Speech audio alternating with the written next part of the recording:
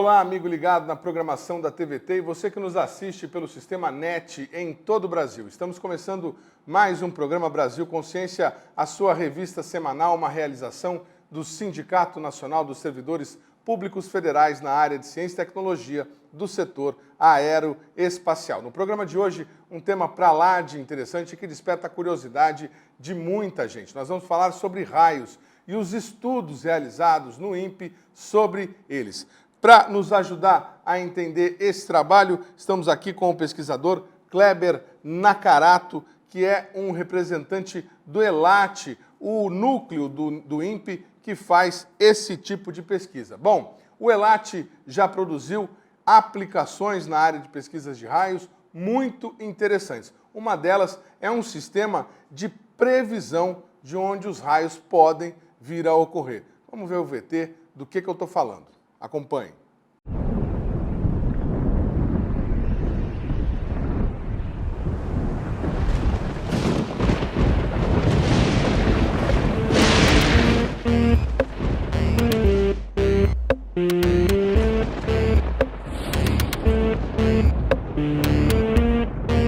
A ideia parte do fato de que o Brasil é o país campeão mundial em incidência de raios. São cerca de 50 milhões de raios por ano em nosso país. E, obviamente, esses raios todos causam prejuízos e mortes ao país.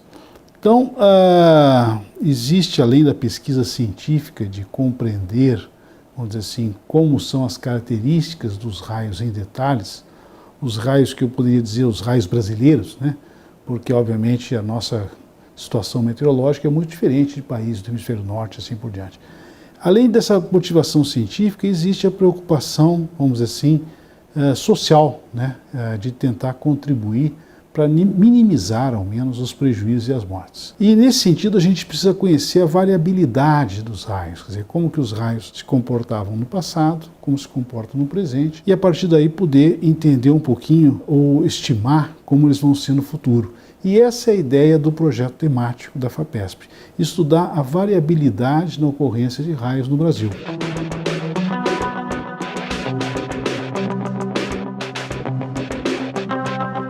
O sistema de previsão ele começou a ser desenvolvido no meu doutorado. Essa foi a ideia, que era como a gente pode fazer uma previsão de raios, sendo que o raio e as tempestades são fenômenos tão aleatórios e caóticos, a princípio impossíveis de serem previstos na sua totalidade. Então, a ideia inicial era justamente fazer um sistema de previsão com base apenas em parâmetros meteorológicos, que seriam fortes indicadores da ocorrência de tempestades com descargas atmosféricas. E o modelo que nós escolhemos para obter esses parâmetros meteorológicos que iriam compor o sistema de previsão é o modelo Weather Research and Forecasting, a sigla WRF, que é um modelo que hoje está sendo extensivamente utilizado no mundo para previsão de tempo operacional.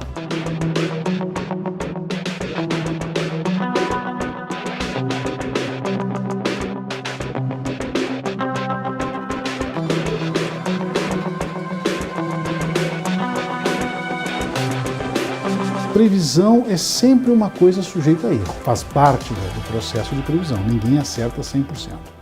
Mas a gente tem que acertar um nível mínimo, porque senão a previsão cai em descrédito da população e aí ninguém mais usa. Então, no verão passado, no início de 2015, nós, ao longo do verão, fomos comparando o que a gente previa com o que acontecia no dia seguinte. A gente fazia a previsão, no dia seguinte a gente media os raios, e aí, acertamos ou erramos? E aí nós fomos comparando, né? A nossa, vamos dizer, expectativa era talvez ter um nível de acerto de 70%, 80%, né?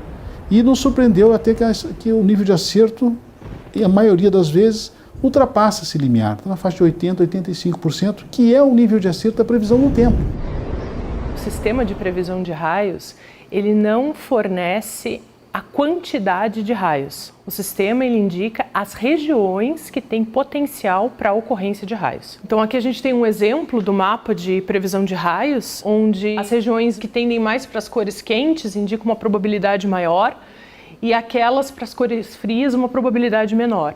Então, por exemplo, aqui a gente pode perceber que essa parte da região sudeste e sul do Brasil existe uma probabilidade maior de ocorrência de raios. Então, o que eu consigo entender? Que essas regiões são regiões mais prováveis que o raio aconteça.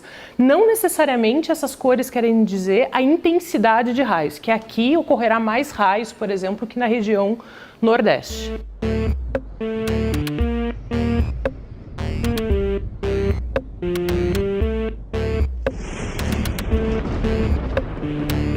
Nós vamos ter que levar essa informação para todo brasileiro, fazer com que ele se conscientize a respeito desses riscos dos raios, para que a gente possa, num horizonte talvez de 5 a 10 anos, reduzir esse número de 100, 110, 120 mortes por ano para talvez 20 mortes por ano.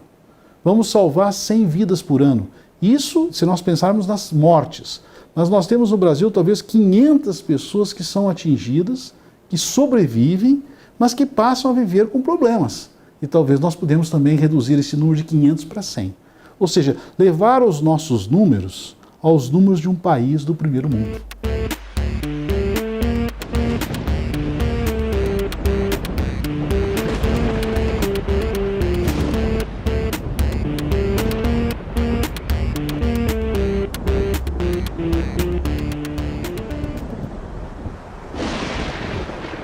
Muito bem, tá aí trabalho importante. Vocês viram o vídeo da agência FAPESP, a fomentadora dessa pesquisa, e obviamente, né, uma data anterior, o vídeo feito lá em 2016. Esse trabalho continua, Kleber?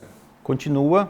Na verdade, esse produto ele ainda continua sendo, ele tem sido testado, operacionalizado, ele foi usado em alguns outros projetos, mas atualmente ele não está operacional. Então, ainda está sendo feito processos de calibragem, está sendo feito processos de ajustes nesse modelo e incorporar novas variáveis, porque, como o vídeo explicou, aquela pesquisadora que fez todo o projeto, no doutorado dela, ela iniciou com variáveis meteorológicas. E as variáveis meteorológicas sozinhas, elas não te dão a precisão que você precisa para chegar até os raios. Então, você tem que incorporar novos dados. Então, existem outros hoje alunos trabalhando nesse projeto para incorporar mais dados de radar, os próprios dados de raio obtidos em tempo real pelas nossas redes de monitoramento, para aprimorar o modelo e chegar nesse objetivo aí de acertos acima de 85%. Legal. Ele diz, o Dr. Osmar menciona durante o vídeo, que é necessário apurar a variabilidade. Vocês estão falando o quê? De onde que os raios geralmente caem? Variabilidade é muito ampla. Você pode falar exatamente aonde que os raios estão distribuídos no território nacional. Então, obviamente que você não tem raios caindo igualmente em todo o território. Você vai ver, nós vamos ver um pouco mais para frente, que os territórios, as regiões do Brasil têm áreas com muito raios e áreas com poucos raios. Isso já é uma variabilidade que a gente chama de variabilidade espacial. Você tem a variabilidade temporal. Os raios não acontecem 24 horas por dia constantemente. Existem horários específicos do dia onde eles têm maior incidência, que são os horários do período da tarde, que é o período mais quente do dia. Então essa é a variabilidade temporal. E você também tem a variabilidade sazonal. Os raios eles não acontecem ao longo do ano de uma maneira equilibrada e igual. Você tem períodos de pouca incidência de raio, como no Brasil é o inverno, e períodos de altíssima incidência, que é o verão. Então, todas essas variabilidades, elas têm que ser estudadas dentro das suas janelas, suas respectivas grandezas. Então, espacialmente, temporalmente, sazonalmente falando, e ainda tem mais uma outra variabilidade, que é a variabilidade física do raio. Os raios não são iguais uns aos outros. Então, eles são mais intensos, mais fracos, mais bifurcados, menos bifurcados. Eles transferem mais energia para o solo, menos energia. Se formam em sistemas meteorológicos diferentes. Então, existem um monte de variabilidades que realmente dificultam muito todo esse processo de estudo, como aquela pesquisadora falou no vídeo, onde ela disse que é um fenômeno extremamente caótico, né, imprevisível, que você não consegue ter a informação completa dele todo o tempo. Agora, falando de informação completa, o raio, o conceito do que seria o raio, de como que ele se forma, isso já está pacificado na ciência? Porque tem muita coisa que vocês ainda têm perguntas abertas nessa área, né? O processo todo já é bem conhecido, o geral, né? O que os cientistas buscam agora são os detalhes, porque a gente sabe que em ciência são os detalhes que fazem a grande diferença. Então, hoje o processo geral de como o raio se forma na atmosfera, nas tempestades, já é um fenômeno bastante conhecido. O que agora se busca são esses detalhes. Então, uma vez que você vai atrás do detalhe para entender exatamente um processo lá dentro da nuvem, para entender exatamente qual é a partícula de gelo responsável, ou qual é a quantidade de carga que ele transferiu, ou qual foi o ponto exato que ele caiu no chão, são esses detalhes que vão ajudar você a entender por que tanta variabilidade nos raios. Por falar em detalhes, o ELAT também desenvolve um projeto que filma e fotografa os raios em detalhes com altíssima velocidade. Veja no VT do que é que eu estou falando.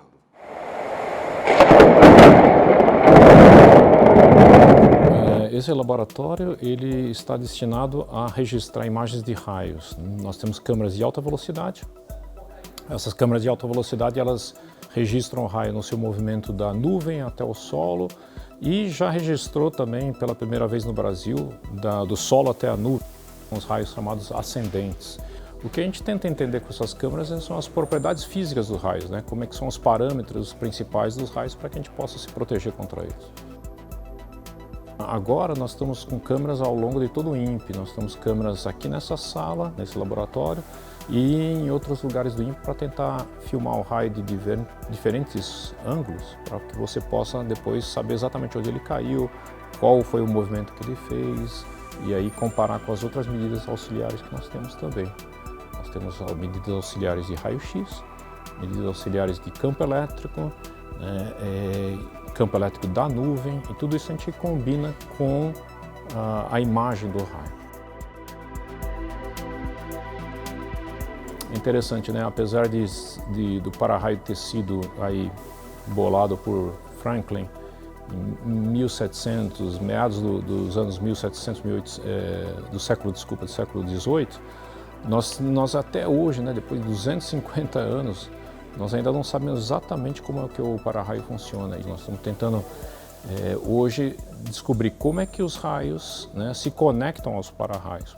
Em termos mundiais, essas imagens que nós temos recentes, que vocês vão poder ver aí, elas são quase únicas. É de para-raios em prédios habitacionais normais, reagindo à aproximação de um raio que desce. Então, o raio responde à aproximação de uma descarga que vem da nuvem. E isso é muito bom, porque ele vai tentar captar aquela descarga que está descendo, e uma vez conectado, ele conduz por um caminho seguro a essa corrente que é enorme. Se o para-raio não atua, o que pode acontecer? Que a descarga conecte em outro ponto do edifício que seja vulnerável, que seja muito mais passível de danos.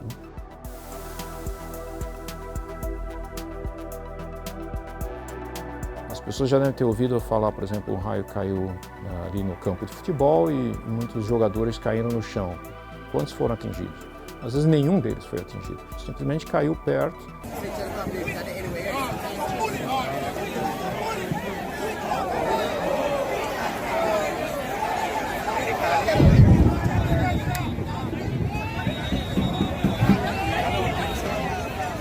Por que isso aconteceu? Então, a resposta também vem desse estudo, porque nós observamos que mesmo que o raio não atinja o prédio tenta responder e lança uma descarga que vai em direção àquela que estava descendo. Então agora imagina que isso aqui não é um prédio, isso aqui é uma pessoa. Então você tem uma pessoa aqui e o raio cai aqui. Dessa pessoa, da cabeça, do ombro dessa pessoa, pode também sair uma descarga em direção àquela que estava descendo. E é essa descarga que sai da cabeça da pessoa, mesmo que não conecte, mesmo que o raio não incida sobre essa pessoa, aquela descarga que tentou conectar com o raio, ela chega a 400 amperes. A pessoa serve como uma ponta, né? Porque ela é um ponto naquela superfície, ela é uma ponta, tá certo? Que se destaca em relação ao solo. E através dela, né, você passa cargas elétricas e o movimento de cargas elétricas a gente chama de corrente. Essa corrente elétrica que pode danificar a pessoa, né, causar danos ao físico dessa pessoa. Tá. Bom, aqui nós temos o laboratório onde nós fazemos a observação dos relâmpagos, né? Então, claro, esse laboratório aqui tem várias câmeras. Essas câmeras são de alta velocidade. Nós temos uma que faz ali 40.000 imagens por segundo, 100.000 imagens por segundo, 3.000 imagens por segundo, câmera fotográfica, câmera de vídeo, né? Aqui nós temos o Felipe, né, analisando as imagens de alguns vídeos já filmados. Então aí você vê com detalhes, né, a evolução de um raio indo em direção ao solo ali, tá? Caminhando. Aqui nós temos uma torre, né, que é essa torre que vocês estão vendo ali fora. E aqui o raio indo em direção ao solo e aí tocando o solo. Então quando ele toca o solo, dá essa iluminação mais forte. Cada pesquisador aqui no INPE, principalmente nessa área, ele utiliza o meu dado de uma forma diferente. Por exemplo, tem a Daniele, ela masca a imagem desse raio para poder fazer um modelo 3D, que é a pesquisa dela. Tem a Paola, que ela se preocupa mais com a corrente, então ela quer saber mais se o raio teve conexão com o solo. Então cada um utiliza uma parte dos dados da tabela. E nessa torre aqui a gente mede a quantidade de corrente que o raio tem ou a quantidade de corrente que um raio pode gerar por indução, tá? Então lá em cima a gente tem o para-raio dessa torre, é uma caixa d'água de aproximadamente 40 metros. Lá em cima a gente tem um para-raio convencional, tá? E esse para-raio ele está aterrado por 4 cabos de cobre. E um desses 4 cabos de cobre a gente está tentando medir a corrente que passa por eles, né?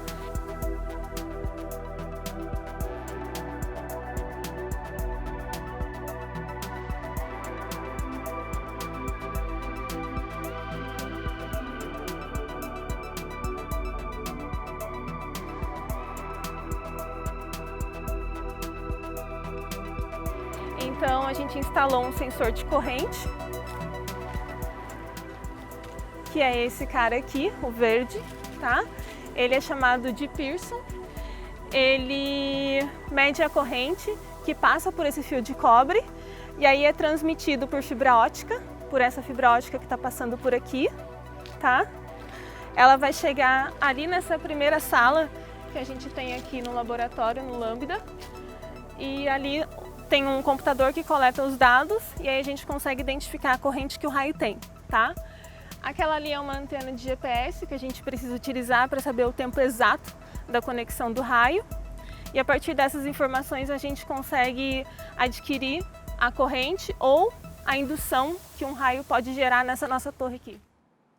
Tá aí, muito legal o trabalho de pesquisa realizado pelo pessoal lá do ELAT, que já teve publicação de paper nada mais, nada menos do que na revista Nature, uma das mais importantes. Foi publicação de capa, inclusive, esse trabalho sobre os raios ascendentes que partem do chão para se encontrar com os raios que estão descendo, obviamente, do céu. Kleber, vocês têm na página do ELAT uma consulta que é semelhante àquela que a gente pode fazer com relação à previsão do tempo, onde a gente coloca o nome da cidade da gente e o site diz qual é a propensão de incidência de raios, uma espécie de ranking dos municípios onde você pode ter mais raio. Isso é feito com base no quê? Como que vocês fazem essa contagem?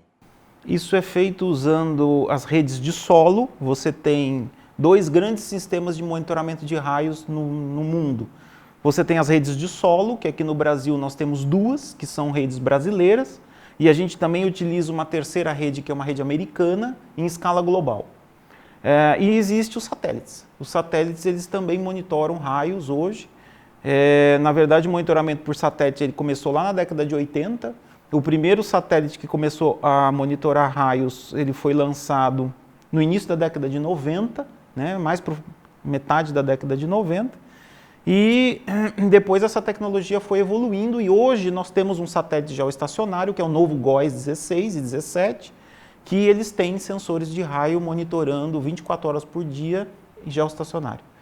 Então, combinando todas essas tecnologias, porque pode parecer incrível, né, mas cada tecnologia detecta facetas diferentes dos raios, que é aquilo que nós conversamos sobre a variabilidade.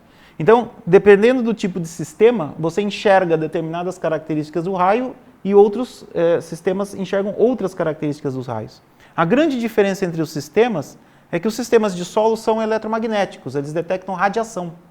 E os sistemas de satélite são ópticos, eles detectam pulsos de luz. Então, são duas informações bem distintas que trazem muitas informações diferentes do raio. Então, esses sistemas se complementam, né? Então, fazendo a combinação desses dados, você consegue fazer um mapeamento de qualquer lugar do mundo, né? É justamente daquela variabilidade espacial, onde cai mais, onde cai menos, num nível de resolução que você consegue chegar nos municípios. Então, você consegue dizer, para cada município do Brasil, os 5.500 e alguma coisa municípios do nosso país, quantos raios caem, em média, por ano naquela região, numa escala chamada densidade de raios por quilômetro quadrado por ano. É esse tipo de equipamento que você usa no seu projeto? Você responde já já, nós vamos para um rápido intervalo e voltamos com essa e muito mais informações. Um instante só, não sai daí.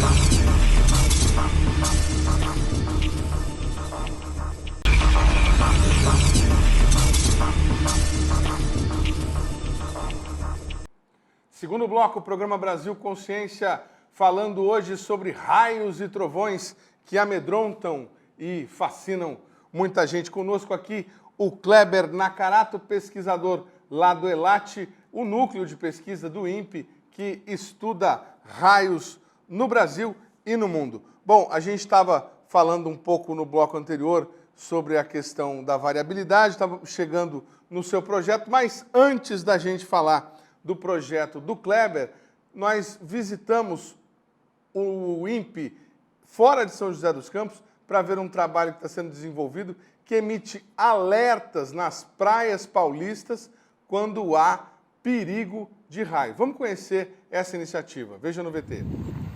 Nós vamos conhecer agora um sistema desenvolvido pelo CST que alerta a população quando há riscos de emissão de raios. E para isso, o Brasil Consciência veio até o INPE de Cachoeira Paulista.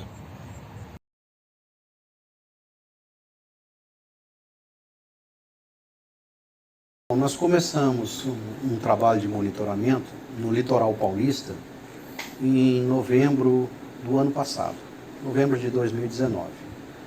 Nós trabalhamos com sensores de campo elétrico atmosférico, que são sensores que detectam, né, com antecedência a carga elétrica presente nas nuvens. E esses sensores são capazes, né, através dos sinais recebidos desses sensores, são capazes de disparar alertas da ocorrência de raios naquela área determinada.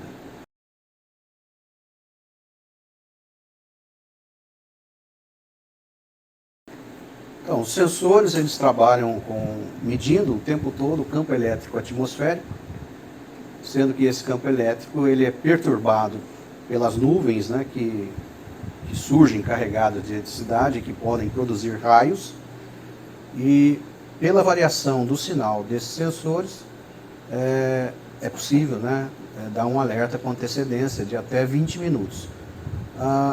O alcance desses sensores é na faixa de 20 km de raio. Esse mapa ele representa a localização dos sensores no litoral paulista. Nós temos sensor instalado em Ubatuba, Caraguatatuba, São Sebastião e lá na Baixada Santista nós temos no Guarujá e em Praia Grande. Esses sensores estão operando desde 1º de dezembro e vem reportando aí os alertas, né, enviando esses alertas para a Defesa Civil do Estado de São Paulo, que retransmite os alertas através do sistema de SMS 40199. Esse pico aqui, ele mostra que houve uma passagem de uma nuvem, né, carregada de eletricidade, capaz de produzir raios, com potencial para produzir raios. Então, através desses picos aqui é que são emitidos os alertas, através da subida desses picos aqui. Legal. E se quisesse ver alguma outra cidade agora? Eu mudaria aqui, Ubatuba, por exemplo. Essa aqui é a cidade de Ubatuba, o sensor de Ubatuba. Aqui houve uma atividade, né, uma atividade elétrica que também denota aí a presença de nuvem carregada de eletricidade capaz de produzir raios. Nós temos milhares de alertas emitidos, porque só neste ano nós temos aí por conta de 100 mil raios, ocorrência de 100 mil raios na faixa do litoral paulista. Dele, se ele foi desenvolvido aqui, o que vocês trabalharam nele? Nós trabalhamos com esse sensor já há um tempo, é um sensor de campo elétrico atmosférico, já utilizamos ele em outras campanhas aqui em Campinas, na região de Campinas, no projeto SOS Chuva, trabalhamos com eles no projeto Relâmpago, lá no Rio Grande do Sul. É um sensor importado, né, mas que desenvolvemos o software desse sensor. Então, aqui tem um trabalho de desenvolvimento, linhas de código aí, perto de 2.000 linhas de código de software, que é onde se dispara os alertas, ele envia diretamente e-mail, uma série de funções, né, que foram agregadas aí nesse sensor, que foram desenvolvidos aqui por nós. O litoral, embora ele tenha menor quantidade de raios do que o interior, na verdade as pessoas no litoral estão mais expostas ao perigo. Então essa é a razão de se fazer, né, uma campanha de medição, fazer um sistema de alerta no litoral. Porque acidentes têm ocorrido em vários anos aí.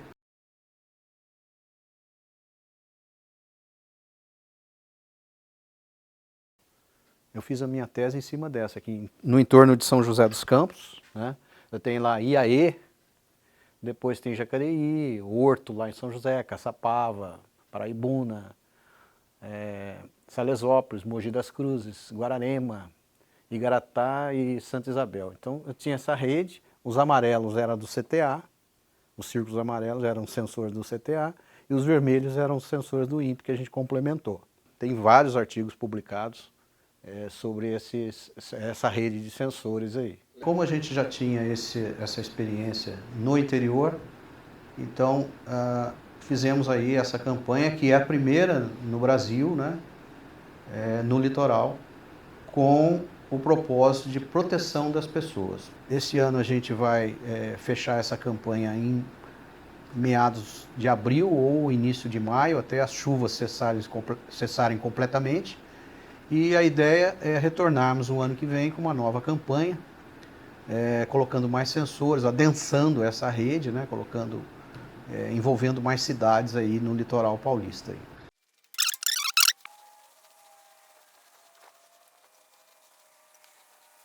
Bom, esse é o sensor de campo elétrico atmosférico, igual aos sensores que estão instalados no litoral. Ele abre de 10 em 10 segundos quando é tempo bom, né? Não tem nenhuma nuvem carregada aí por perto. Quando vem uma nuvem, ele detecta, né? Muda o campo elétrico, ele passa a fazer de 1 em 1 segundo. O próprio software, né, já faz mudar a frequência de leitura. A abertura, na hora que ele abre, ele mede o campo elétrico. Quando ele fecha, é 0. Abriu, mediu.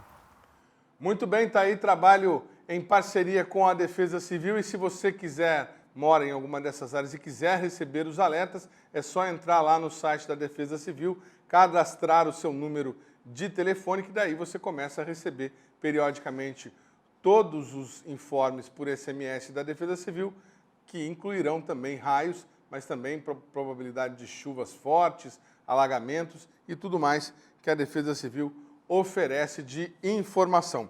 Kleber, a gente estava conversando aqui fora do ar. Qual que é a diferença desse trabalho que faz um alerta para aquele primeiro trabalho que a gente viu no nosso primeiro vídeo, que faz a previsão? Qual que é a diferença de um para o outro? Isso é um ponto bastante importante que muitas vezes as pessoas confundem, né, e acabam indo informações para o público em geral, né, erradas. O sistema de previsão ele tem que ter um modelo junto, que é o que aquela pesquisadora explicou lá no primeiro VT. Esses modelos eles vão te dar as projeções das variáveis meteorológicas e, junto com elas, as probabilidades de raio. Vamos fazer um glossário rápido para o nosso telespectador. Modelo seria aí um software, um sistema de computador com uma conta enorme, várias fórmulas, que consegue aí, por matemática, fazer a previsão de quando vai acontecer ou não. Exato. A atmosfera ela tem várias equações, né, matemáticas, que são as equações governantes, e as equações parametrizantes, que são aquelas que definem os detalhes. Então isso tudo é uma batedeira matemática gigantesca que tem que ficar rodando em supercomputadores para poder gerar essas previsões para muito tempo. Muito tempo que a gente fala é 7 dias, 15 dias. Então, esses são os modelos. Então, isso é previsão, né? E esse sistema do litoral paulista, ele é um sistema de alerta. Ele não usa modelos. Ele é um sistema, como o Flávio bem explicou, mede o campo elétrico que você tem na atmosfera. A atmosfera da Terra é uma atmosfera eletrificada, ou seja, ela tem cargas elétricas, né, disponíveis todo o tempo. E esse campo, com a presença da tempestade, ele é perturbado. E ele é bastante perturbado. E esses sensores do litoral é que são capazes de detectar essas perturbações. Então, com base nesse sinal dessas perturbações, é que você consegue, através da pesquisa e de parâmetros, dizer o seguinte: olha, essa tempestade está com potencial para gerar raio, eu vou disparar um alerta. Antes do que o primeiro raio aconteça. Então, essa é a grande diferença entre esses dois sistemas. Então, o sistema de previsão, eles são modelos, né? E que normalmente tem muitos meteorologistas trabalhando nisso, como é o caso da pesquisadora. E esse outro sistema, ele é um sistema que a gente chama de engenharia. Ele é um sistema para monitorar o campo elétrico e verificar quais são as condições elétricas que estão naquele momento para saber se você tem probabilidade de acontecer raio ou não. E aí ele gerar um alerta. Muito bacana. Bom, nós falamos então sobre previsão, sobre o estudo do raio acontecendo e sobre agora os alertas para que a população possa se proteger. E você tem um trabalho que posso chamar de uma contagem geral, um censo demográfico da incidência de raios no Brasil, que produz esse mapa, estamos colocando na tela nesse momento. O que significam essas cores aí nesse mapa que vocês produzem lá no INPE, Kleber? Esse censo, né, essa contagem que você está falando, tem um nome técnico, ele chama-se climatologia. A climatologia, ela é um estudo que vai te dizer, ao longo de muito tempo, que a gente chama de uma grande série histórica, quantos raios acontecem naquela região. Para você poder saber, por que você precisa ter uma série histórica muito grande? Por que você tem que ter uma quantidade de dados muito grandes? Esse mapa, por exemplo, que vocês veem aí na tela, ele é um mapa que foi feito com 15 anos de dados, baseados em dados não só de satélite, mas também das redes de solo, como eu já tinha explicado, que são duas técnicas diferentes. E é justamente porque você tem 15 anos de dados ou até mais, né? E a nossa ideia é estender em pesquisas futuras esse mapa para 20 anos, 25 anos, para que você consiga enxergar o que a gente chama de padrão espacial. O padrão espacial é justamente o que essas cores que você falou no mapa elas estão te dizendo. Então, as cores que são as chamadas quentes, que é a cor vermelha e amarela, são os locais onde você tem a maior quantidade de raios. As cores frias, que são as azuis e as cor-de-rosa, né, o magenta, são as regiões que você tem menos raios, abaixo da média. E a cor verde a gente chama de média, né? Então, essa escala de cor já foi escolhida propositalmente para dar essa intuição dos lugares com cores quentes, são as regiões que têm acima da média, as cores frias, que é o azul e o rosa, abaixo da média, e a cor verde seria a média de todo o país. Bom, é muito fácil de entender então, quer dizer, acima ali de São Paulo, né, até os confins do Nordeste, temos baixíssima incidência de raios. Temos ali no interior de São Paulo alguma coisa bem pitoresca, né, um pontinho vermelho ali, e vamos ter um comportamento parecido só lá na região do Amazonas e no Rio Grande do Sul, fronteira com o Uruguai, se eu não estou enganado. Alguma particularidade, por que tem tanto em algum lugar e tão pouco em outro? São os sistemas meteorológicos. É a característica da atmosfera na cada região. O nosso país, por ser um país gigante, de tamanho continental, ele tem diferentes ambientes meteorológicos, que a gente chama. São diferentes características do tempo naquela região. Então, o sul do Brasil, nitidamente, tem bastante raio comparado com o Nordeste, porque o sul do Brasil ele é sempre vítima, vamos dizer assim, daquelas grandes frentes frias que vêm da Argentina. De ar polar, as massas de ar polar, exatamente. E cavados, enfim, todos aqueles termos meteorológicos, né, que a gente escuta muito na mídia. Mas no fundo, são grandes massas de ar que trazem umidade, né, e muita massa, e elas se chocam com o ar quente que está aqui no Brasil, porque nós estamos na região tropical, e isso faz com que você tenha muitas tempestades, grandes volumes de chuva, muitos raios que deixam as cores vermelhas naquela região, né?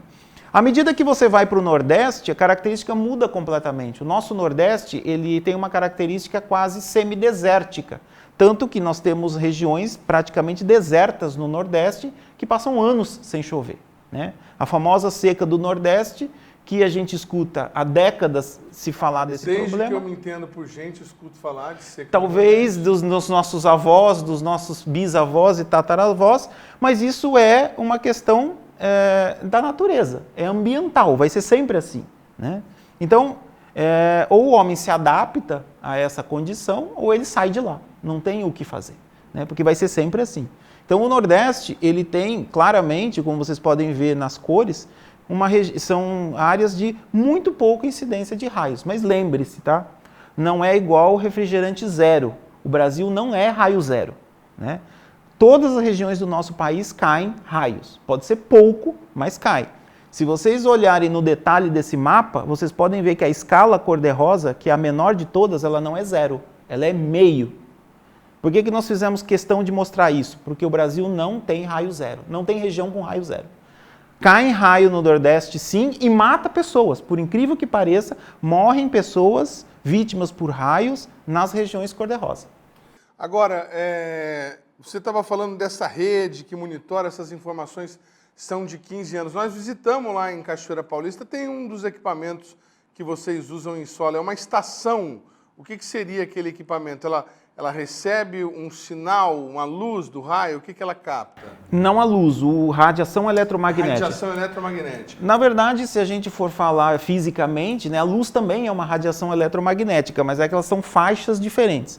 O sensor de solo, que é aquele que vocês visitaram lá, ele é um sensor que detecta a radiação gerada pelo raio na faixa de radiofrequência, né? Na faixa entre kHz, MHz, que é o VHF que a gente conhece hoje.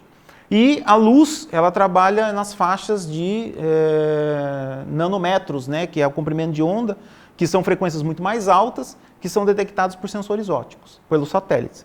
Esses sensores são usados, hoje no nosso país a gente tem uma rede com 64 desses sensores, um deles está lá em Cachoeira Paulista. Esse que nós estamos mostrando na tela nesse momento?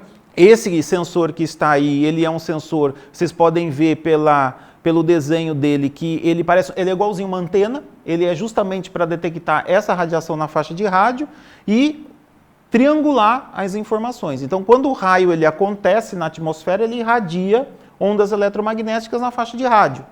Esses sensores detectam esses pulsos.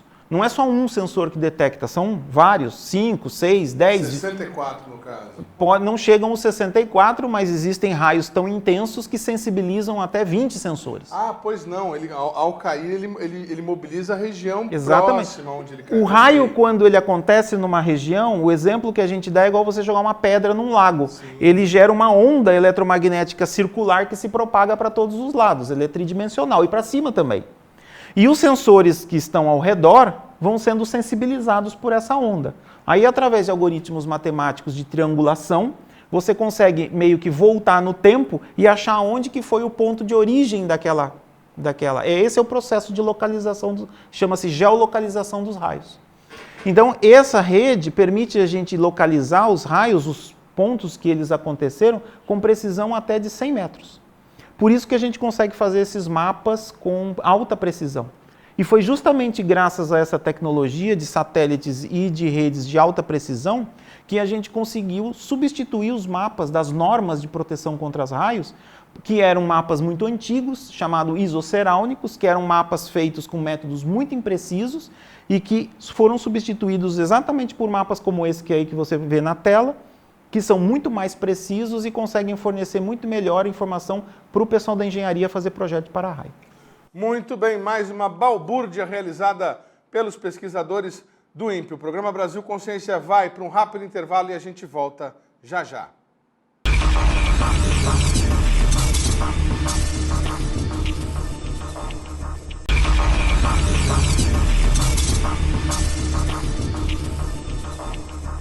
Terceiro bloco, o programa Brasil Consciência de volta, falando hoje sobre raios e trovões e as pesquisas desenvolvidas pelo INPE sobre este assunto. A gente estava no finalzinho do bloco anterior falando sobre o trabalho do Kleber, do mapa que ele produziu aí com 15 anos de dados sobre incidências de raios e a gente encerrando aquela conversa, qual é a aplicação desse mapa na iniciativa privada? Que tipo de empresa que busca esse tipo de informação para poder instalar suas bases, fazer investimentos?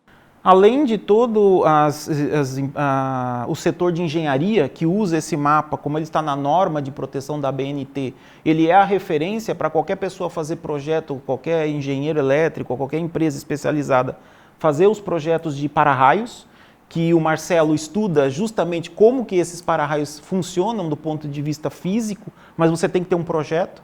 Então, esse mapa, ele é um mapa importantíssimo para esse tipo de projeto, mas também ele tem uma ampla aplicação no setor elétrico, justamente nos projetos das linhas de transmissão, porque quando você vai fazer todo um projeto de uma linha, você tem que definir o traçado, a tensão da linha e as proteções.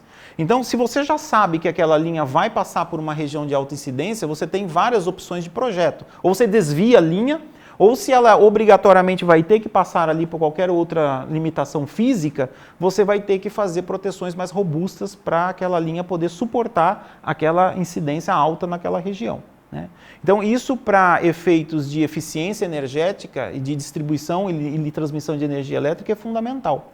Outra grande área da sociedade privada, né, que usa muito são os bancos e as seguradoras, justamente por causa que as regiões de maior incidência certamente vão ser regiões onde você vai ter mais sinistros causados por raios, queimas de equipamentos, incêndios e tudo mais. Outra área que tem muito interesse nisso é a área ambiental, porque os raios produzem incêndios. Talvez nas regiões de florestas e serras isso não aconteça, mas na região central do Brasil, que é uma área mais seca, que são cerrados, raio produz muito incêndio. Avança sobre fazendas, destrói a vegetação local. Então, isso também tem um apelo muito grande. E uma última área que é também extremamente importante na área de segurança é a aviação civil. A aviação civil, ela tem aeroportos e aviões circulando por todas essas áreas. Então, aonde você sabe regiões previamente que ali você tem maiores incidências, é ali que os controladores de voo têm que ficar mais atentos com relação a possíveis acidentes com tempestades. O raio atingir a aeronave, complicado, em voo, causa uma pane.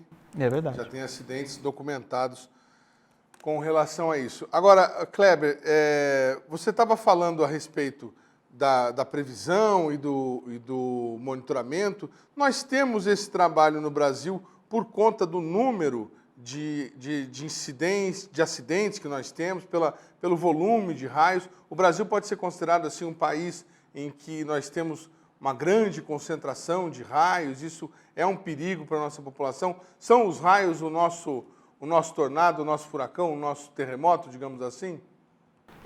O Brasil ele é um país que não tem grandes fenômenos meteorológicos que a gente chama de larga escala, como furacão, embora no Brasil sejam comuns os tornados, né? Muita gente acha que não, mas o Brasil tem bastante tornados, né? E esses tornados é que a grande maioria deles acontece nas áreas rurais ou lugares desabitados, que muitas vezes as pessoas nem sabem que ele aconteceu.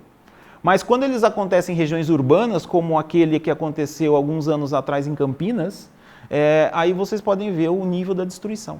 levantou posto de gasolina ao contrário lá, né? Destelhou shoppings e deixou centenas e milhares de pessoas desabrigadas. Então, esse tipo de desastre causado por essas grandes tempestades que produzem os raios, elas são comuns no nosso país. E o raio, ele na verdade, ele é um subproduto dessas tempestades. O raio, o único maior problema que ele causa é morte de pessoas, que é comparativamente um número pequeno comparado com outros desastres naturais, mas o raio causa queima de equipamentos. Mas o pior de tudo é a tempestade em si, porque a tempestade gera grandes volumes de chuva e ventos muito intensos. O maior elemento da natureza que destrói é o vento e a chuva. A chuva alaga tudo e o vento arranca todas as coisas. E o raio acaba sendo um fator, vamos dizer assim, não menos importante, mas em termos de número de atingidos, ele acaba sendo um número menor. Mas o problema é que o raio mata constantemente, né? Então, inundações e ventos fortes não acontecem todo o tempo, mas raio está lá acontecendo diretamente em todos os lugares do país. Então, a hora que você soma no nosso país todas as mortes por raio nos últimos 15 anos, mata mais do que enchente e tempestade. Que coisa! E se você é morador de uma dessas áreas onde há grande incidência de raios, você deve prestar atenção em alguns procedimentos simples para tentar garantir a sua segurança. Veja no vídeo do Elate as dicas para que você possa caminhar seguro. Você sabia que no verão aumenta a ocorrência de tempestades e raios? Portanto, redobre a atenção e se proteja. Confira as dicas da Defesa Civil do Estado de São Paulo para minimizar situações de risco. Evite lugares abertos, como estacionamentos, praias e campos de futebol. Saia imediatamente de rios, mar ou piscina. Fique longe de objetos altos e isolados, como postes, quiosques, escadas, cercas e árvores. Procure abrigo em lugares fechados, casas, prédios, lojas, vale até a estação de metrô. Está dentro do carro? Feche os vidros e espere a chuva acabar. Nunca atravesse ruas alagadas. Não use telefone com fio. Se precisar, use o celular. Afaste-se de janelas, portas, torneiras e objetos metálicos. Mantenha a distância de TV, rádio, geladeira e objetos ligados à rede elétrica. Não tome banho na hora da tempestade. Se não achar abrigo, adote posição de emergência. Nunca fique de pé, agache-se, coloque os pés juntos e espere a tempestade passar. Raio pode matar. Se começar a chover, corra para se proteger. Anotou as dicas? Repasse para seus amigos e familiares. Cuidados simples podem salvar vidas. Muito bem, importantíssima aí a última informação.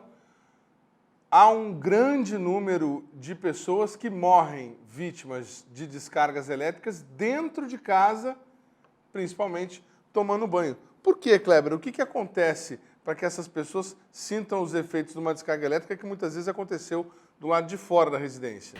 Então, esse é um problema também muito complexo de explicar para a população. As pessoas acham que o raio, eu estou dentro de casa e eu estou 100% seguro. É lógico que estar dentro de casa é muito mais seguro do que você estar do lado de fora, né? Mas dentro de casa também tem seus riscos, né? Hoje, no nosso país, o Brasil, ele é um país que ainda não obriga e nem orienta as casas todas terem para-raios.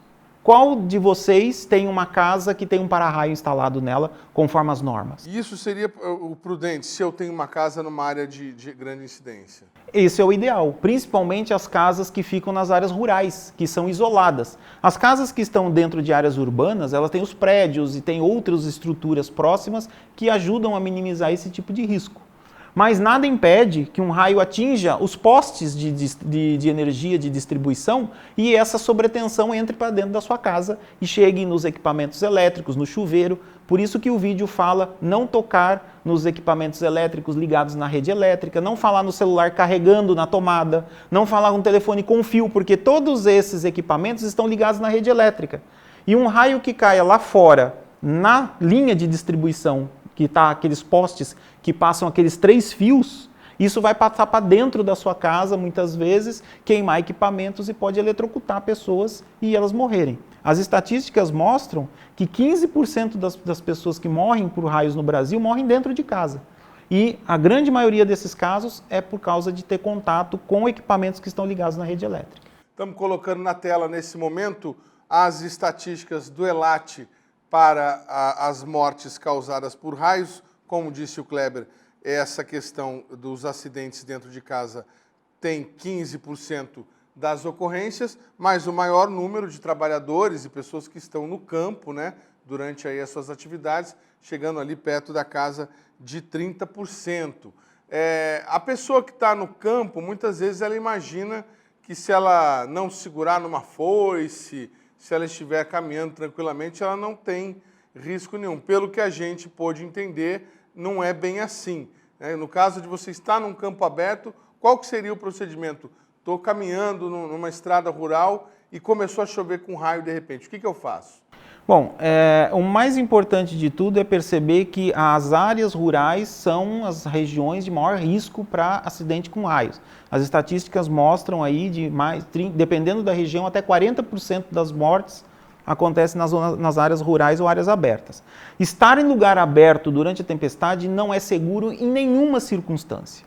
Em qualquer circunstância que você tiver em lugar aberto, se você perceber a aproximação de uma tempestade, procure um lugar fechado, um lugar seguro. Uma tempestade te pegar de surpresa numa área aberta não é muito comum acontecer. Porque se você está numa área aberta, normalmente você consegue enxergar o céu ao seu redor com bastante distância. E trovões você começa a escutar com 20 quilômetros de distância.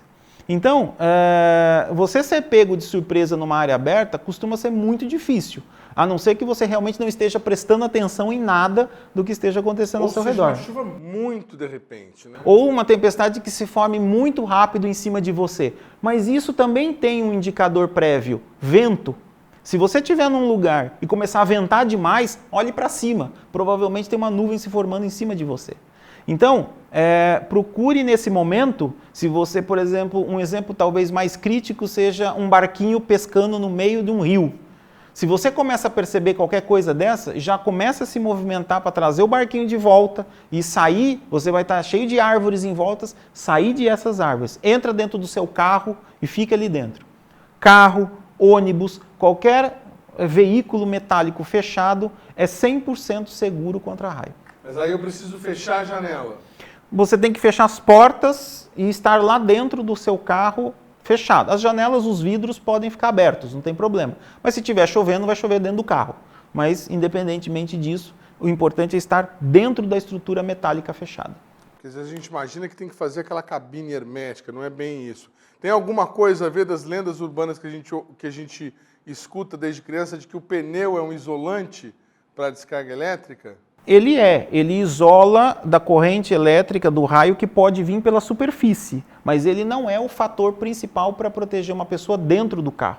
O que protege a pessoa dentro de um veículo, de um ônibus, de qualquer desses lugares metálicos fechados, é o fato de ser um lugar metálico fechado, que é chamado gaiola de Faraday. A gaiola de Faraday, ela zera o campo elétrico interno, então toda a radiação, toda a energia eletromagnética produzida pelo raio do lado de fora não passa para dentro. Então é por isso que você fica protegido. Muito bacana. Kleber, se eu sou estudante ou pesquisador na área de raio, estou aí no Brasil assistindo o nosso programa agora e fiquei interessado de trocar informações ou mesmo acessar aí os conteúdos produzidos pela ELAT, como é que eu faço para ter mais informações do trabalho de vocês? Hoje nós temos 2 portais grandes, né, na internet que vocês podem acessar. Um deles é o portal do próprio ELAT, que ele fica hospedado no INPE, que o endereço é www.impe.br/elat, que vai aparecer aí no vídeo de vocês. Ou você pode acessar o nosso portal do projeto de monitoramento, que é o projeto que eu coordeno diretamente, que faz o monitoramento das tempestades em todo o nosso país em tempo real. O endereço é nucleo.tempestades.org.br, que também aparece aí no vídeo. Dá para ver nesse momento onde está tendo tempestade? Exatamente, você tem um mapa em tempo real do que está acontecendo naquele momento no nosso país em termos de raio. Muito bacana. Bem, o Brasil Consciência costuma abordar apenas a ciência produzida pelos institutos de pesquisa que a gente visita aí, mas de vez em quando a gente se depara com situações que são difíceis de ignorar. Na nossa visita lá em Cachoeira Paulista, conhecemos um pouco mais da pesquisa feita pelos pesquisadores do INPE. Infelizmente, acabamos encontrando também uma situação de certo descaso com a conservação do Instituto. Veja.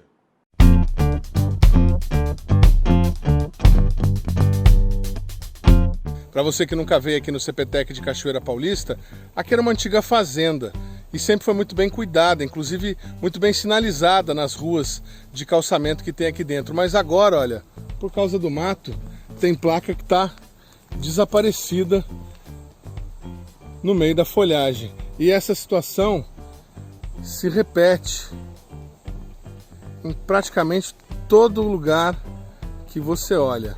É mato para tudo quanto é lado.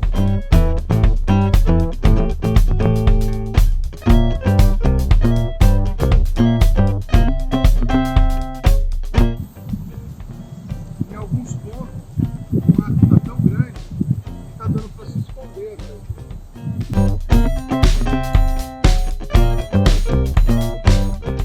Muito legal, esse foi o programa Brasil Consciência de hoje. Você que está acostumado a acessar o nosso conteúdo pela internet deve continuar acessando a nossa página no YouTube, que está aí para você nesse momento na tela. Você que tem curiosidade, quer conhecer os programas produzidos pela rádio do SINDCT, deve acessar a nossa página no Facebook, que está aí também para você na tela nesse momento. A gente vai ficando por aqui e volta em uma semana com mais um programa inédito para você. Obrigado pelo carinho da sua audiência, pela companhia e um grande abraço. Tchau!